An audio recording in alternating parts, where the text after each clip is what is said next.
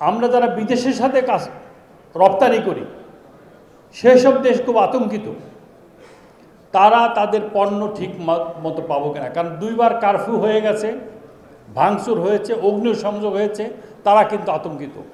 এবং বিদেশি অনেক গণমাধ্যম আমাদের এটা বিরাট করে ফলো করছে, যাতে বাংলাদেশে কালকেও আমার জুম মিটিং আছে, আজকেও এখান থেকে জুম মিটিং করব।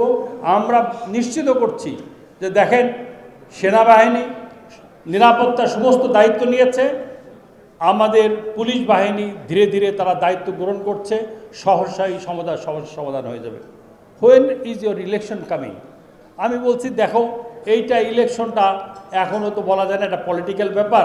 তবে তোমার কেয়ারটেকার গভর্নমেন্ট আমার মাল যাওয়া আসা নিশ্চিত করবে, তোমার পণ্য তুমি ঠিক মতো পাবা, এইটা কিন্তু এখনও তারা বিশ্বাস করতে পারছে না।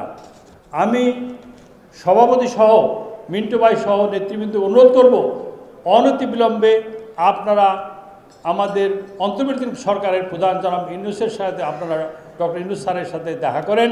তার কাছ থেকে একটা মেসেজ যাওয়া দরকার ন্যাশনালি এবং ইন্টারন্যাশনালি, যে আমরা দেশ সুষ্ঠু আছে, আইন শৃঙ্খলা ফিরে আসছে এবং আপনাদের বিদেশের সাথে আমাদের সম্পর্ক ভালো আছে, আমাদের পণ্য রপ্তানিতে অসুবিধা হবে না। এর মধ্যেই আমাদের যে অর্ডার ছিল সেই অর্ডার থেকে 20% কিন্তু শিপমেন্ট হয়ে গেছে, অন্য দেশে চলে গেছে। তারা বলছে আমরা সমস্ত ডিমটা একটা বাক্সে রাখতে চাই না। এটা কিন্তু আমরা ক্ষতিগ্রস্ত, রপ্তানি কিন্তু সাংঘাতিকভাবে ক্ষতিগ্রস্ত হবে।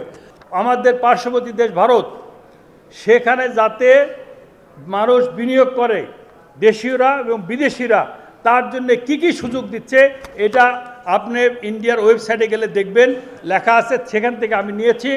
সেটা হলো কি, কর্ণাটকা, উড়িষ্যা, অন্ধ্রপ্রদেশ, বিহার, গুজরাট, এখানে যদি আপনি বিনিয়োগ করেন তাহলে উড়িষ্যায় আছে 50 কোটি টাকা পর্যন্ত সরকার দিবে। এইটার কোনো সরকার এমনি দিয়ে দিবে আপনাকে। আপনার 25% পর্যন্ত ল্যান্ডের টাকা খরচ দিবে। এখানে এত পড়া সম্ভব না, সময় সংক্ষিপ্ত। এইটা কাগজটা আমার অনেকগুলো কপি আছে, আমি সাংবাদিক বন্ধুদেরকে দিয়ে যাব।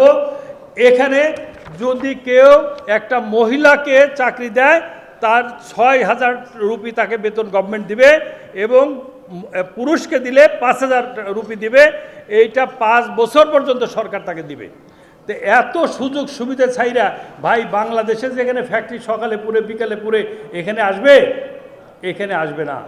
আমি যখন বিপদে পড়েছি, আমি কাজী মুনিম ভাই ফোন করেছি, আমি মিন্টু ভাই বলেছে ভাই আপনি আমাকে কেন জানান নাই।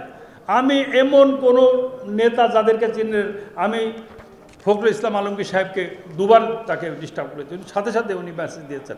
আমি আমাদের আব্দুল হাই সরকার, ঢাকা ব্যাংকের চেয়ারম্যান, তাকে বলেছি ভাই আপনার তো বন্ধু আব্বাস ভাই, তাড়াতাড়ি আব্বাস ভাইরে দিয়া কিছু বলার। অনেকটা কাজ হয়েছে, কিন্তু এখনও কিন্তু কাজগুলো শেষ হয় নাই। এখনও বিভিন্ন জায়গায় খুব জ্বালার মধ্যে আছি ভাই। এখনও এই জায়গাটা দ্রুত আপনারা পদক্ষেপ নেবেন, এইটা আমার কাছে আপনার প্রত্যাশা। না হলে কিন্তু ভাই এই যে সব দেশে মানুষ চলে যাবে। মানুষ রেডি হয়ে আছে বিনিয়োগ করার জন্যে, বিনিয়োগকারী যাওয়ার জন্যে। সেই কারণে 40 বছর আমি আজকে ব্যবসায়, এই 40 বছর তিলে তিলে গড়া, এটা কিন্তু শেষ হইতে বেশি সময় লাগবে না। এই জন্য আইন শৃঙ্খলা এইটাকে আমাকে রেস্টোর করা সবচেয়ে অতি গুরুত্বপূর্ণ। আপনারা জরুরি ভিত্তিতে, আমি মনে করব, প্রধান উপদেষ্টার কাছে গিয়া এই ব্যাপারটা তুলে ধরেন।